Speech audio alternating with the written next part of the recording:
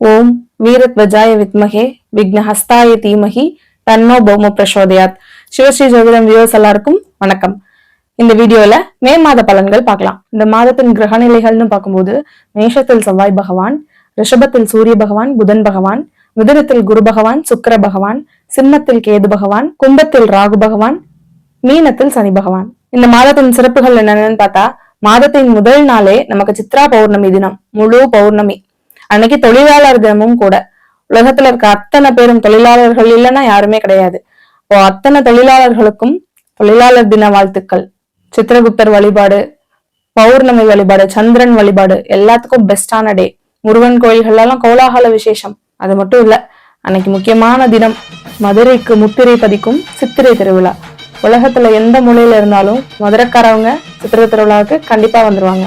கள்ளழகர் வைகை ஆற்றில் எழுந்தருளக்கூடிய அந்த ஒரு தினம். 4ஆம் தேதி அக்னி நட்சத்திரம் ஆரம்பமாகிற நாள். 28ஆம் தேதி அக்னி நட்சத்திரம் நிவர்த்தி தினம்.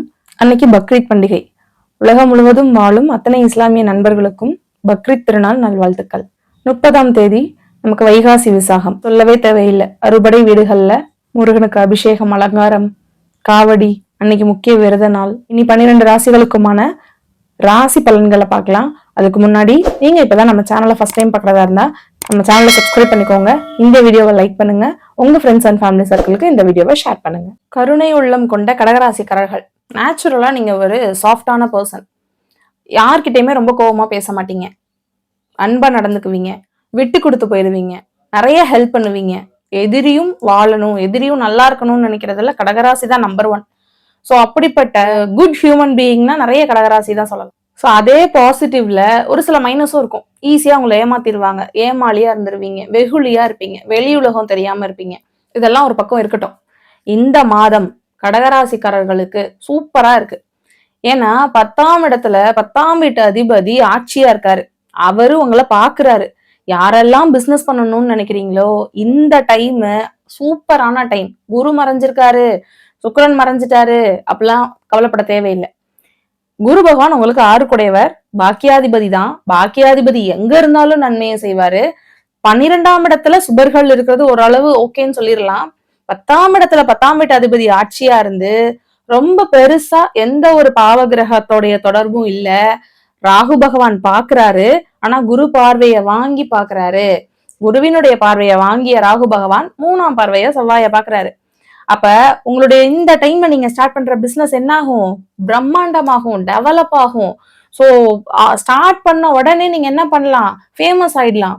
ஸோ யாருக்கெல்லாம் தொழில் ஸ்டார்ட் பண்ணணும், இல்ல உங்க தொழில விரிவுபடுத்தணும், பிரான்ச் ஆஃபீஸ் ஸ்டார்ட் பண்ணணும் அப்படின்னு நினைச்சா இந்த டைம்ல கன்ஃபார்மா பண்ணலாம். செவ்வாய் சம்பந்தப்பட்ட காரக தொழில்கள், பூமி சம்பந்தப்பட்ட ரியல் எஸ்டேட், இல்ல கட்டுமான தொழில்கள், சிவில்.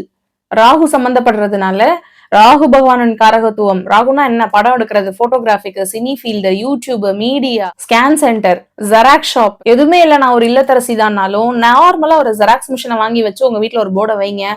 இந்த டைம்ல ஸ்டார்ட் பண்றது உங்களுக்கு டக்கு டக்கு டக்குன்னு கஸ்டமர்ஸ் கிடைப்பாங்க. ஈஸியா கிளிக் ஆகும். இந்த 10ஆம் அதிபதி திரும்ப உங்க ராசியவே பாக்குறாரு. ஆட்சியா இருந்து பாக்குறாரு. அப்ப நீங்க ஒரு விஷயம், ஒரு தொழில் உங்க ஊர்ல ஸ்டார்ட் பண்ணா நீங்க அதுல நம்பர் 1 வருவீங்க. இந்த டைம்ல ஸ்டார்ட் பண்ணுங்க. ராகு பகவான் உங்களை பிரம்மாண்டப்படுத்தி கொடுப்பாரு. அதே மாதிரி 10ஆம் இடம் கர்மஸ்தானம். இப்போ குழந்தைகள் பிரிஞ்சிருந்தவங்க கூட இந்த டைம்ல குழந்தைகளும் நீங்களும் ஒன்று சேரக்கூடிய காலகட்டம். குழந்தை இப்பெல்லாம் வளர வளர பசங்க அப்பா அம்மா பேச்ச கேட்கறது இல்ல, என் பையன் என் கூட இல்லைன்னு கவலைப்பட்டவங்க எல்லாம் உங்க குழந்தைங்க தேடி வருவாங்க. உங்களை தேடி உங்க குழந்தைங்க வருவாங்க.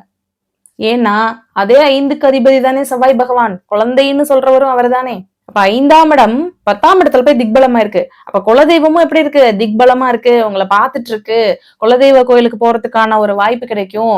முருகன் அதிகமா வழிபட போறீங்க. முருகன் உங்க வீடு தேடி வர போறாரு. ஒரு சிலருக்கு வேல் கிஃப்டா கிடைக்கலாம். சரி, தொழில் ஸ்டார்ட் பண்ணிடுவோம். லாபம் கிடைக்குமா? அது முக்கியம் இல்லையா? லாபஸ்தானத்துல யார் இருக்கா? சூரிய பகவான், உங்களுடைய தனஸ்தானத்து அதிபதி, உங்களுடைய லாபஸ்தானத்துல புதனோட சேர்ந்து இருக்காரு. புத ஆதித்ய யோகம். புதன் உங்களுக்கு 3க்கும் 12க்கும் அதிபதி தான். ஆனா 11ஆம் இடத்துல எந்த கிரகம் வேணா இருக்கலாம். புதன் சூப்பரா இருக்கலாம், தாராளமா இருக்கலாம். அப்ப உங்களுடைய தனாதிபதியோட புதன் சேர்ந்து இருக்குது. கம்யூனிகேஷன் லைன்ல உங்களுக்கு நல்ல லாபம் இருக்கு. ஒரு தலைமை பொறுப்பு இருக்கு. உங்களுக்கு அரசாங்க அனுகூலம் இருக்கு. அரசாங்க உத்தியோகம் கிடைக்கும். அரசாங்கத்துல ஒரு பொறுப்பு கிடைக்கும். சோ இந்த இடத்துல பரிவர்த்தனையும் வேலை செய்யும். சுக்கிர பகவானும் புதன் பகவானும் பரிவர்த்தனையில இருக்காங்க. அப்போ அந்த பரிவர்த்தனா யோகமும் உங்களுக்கு வேலை செய்யும். சோ 11ஆம் இடத்துக்கும் 12ஆம் இடத்துக்கும் அதிபதிகள் அவரவருடைய வீட்டை எக்ஸ்சேஞ்ச் பண்ணிக்கிட்டாங்க. அப்போ அந்த பரிவர்த்தனை யோகமும் உங்களுக்கு வேலை செய்யும். நீங்க இந்த இடத்துல குரு பகவான 6ஆம் இடத்து அதிபதினு எடுத்துக்காதீங்க. உங்களுடைய பாக்கியாதிபதினு எடுத்துக்கோங்க. உங்க பாக்கியாதிபதி 6ஆம் இடத்தை பாக்குறாரு. கெடுத்துற மாட்டாரு. நோய் கொடுத்தாரு, கடன் கொடுத்தாருன்னா அந்த கடனையும் அந்த நோயையும் தீர்த்து கொடுப்பார். நோய் உங்களை விட்டு விலகும். கடன் சீக்கிரமே குறையும். ஏன்னா பாக்கியாதிபதி எங்க இருந்தாலும் எங்க பார்த்தாலும் அவங்கள கெடுக்க மாட்டார். பெரும் பணத்துக்கு அதிபதியான 2 கிரகங்களும் சேர்ந்து 6ஆம் இடத்தை பாக்குறாங்க. 12ஆம் இடத்துல மறைஞ்சிட்டாங்க. ஆனா எங்க பாக்குறாங்க? 6ஆம் இடத்தை பாக்குறாங்க. அப்போ பண வரவு உண்டு. உங்களுக்கு 6ஆம் இடம்னு சொல்லக்கூடிய கடனை பணம் லம்ப் அமௌண்ட் கிடைக்கிறது மூலியமா உங்களுடைய கடன் தீர போகுது. திருமணத்துக்காக வெயிட் பண்ணிட்டு இருந்தவங்களுக்கும் இது ஒரு நல்ல அற்புதமான டைம். மாங்கல்ய ஸ்தானத்தை குரு பகவான் பார்த்துட்டு இருக்காரு. உங்களுடைய 7ஆம் வீட்டு அதிபதி திரிகோணத்துலதான் இருக்காரு. எப்போதுமே ஒரு விஷயம் சனி கொடுக்கும்போது லேட்டா கொடுத்தா நல்லது. ஸோ 80s 90ஸ்ல இருக்கிறவங்க இப்போ வரையும் திருமணம் ஆல அப்படின்னு கவலைப்பட்டுட்டு இருக்கவங்களுக்கு இந்த டைம்ல திருமணம் நடக்கும். ஒண்ணு குரு பகவான் அந்த இடத்த விட்டு நகரத்துக்குள்ள திருமணத்தை நடத்தி கொடுப்பார். அப்படி இல்லைன்னா குரு பெயர்ச்சி ஆனதும் முதல் விஷயம் எப்படி ஒரு சிஎம்மா பதவி இருக்கிறவங்க முதல் கையெழுத்து எதுக்கு போடுவாங்கன்னு ஆவலா இருப்போமோ அதே மாதிரி குரு பகவான் உங்க ராசிக்கு வந்ததும் ஜென்ம குருன்னு பயப்படாதீங்க. 7ஆம் இடத்துக்கு குரு பார்வை கிடைக்கும்.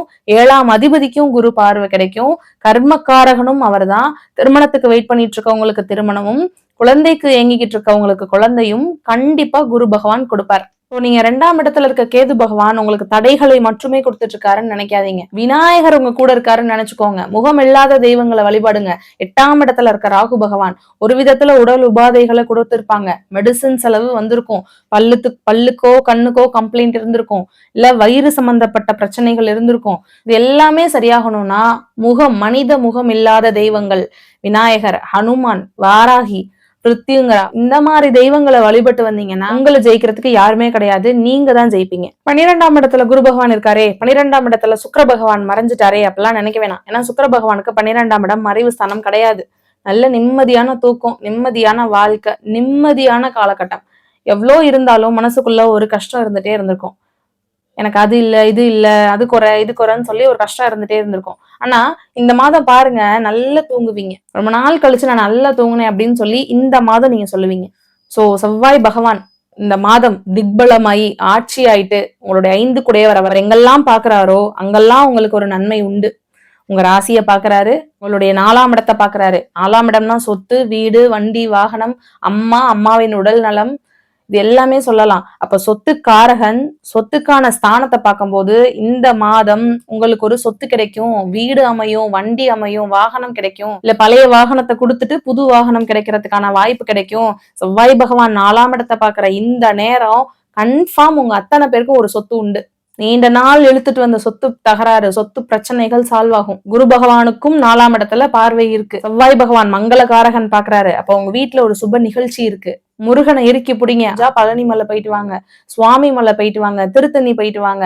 இது எதுவுமே இல்லையா உங்க வீட்டுக்கு பக்கத்துல குன்று இருக்கும் இடமெல்லாம் குகன் இருப்பான். வீட்டுக்கு பக்கத்துல எந்த மலை கோயில் இருக்கோ போயிட்டு வாங்க. அங்க இருக்கிற முருகனை வழிபட்டுட்டு வாங்க. இந்த மாதம் நீங்க ஜெயிக்க போறீங்க. புதுசா எந்த கடனும் வாங்காதீங்க. ஒரு விஷயம் லேட் ஆகுதுன்னா அது நன்மைக்குன்னு நினைச்சுக்கோங்க. வேற பெரிய மைனஸ் எதுவுமே கிடையாது. மீண்டும் அடுத்த வீடியோவில் உங்களை சந்திக்கும் வரை உங்களிடமிருந்து விடைபெறுவது உங்கள் ஜோதிடர் நிர்மலா ஐரோஜி. நன்றி, வணக்கம்.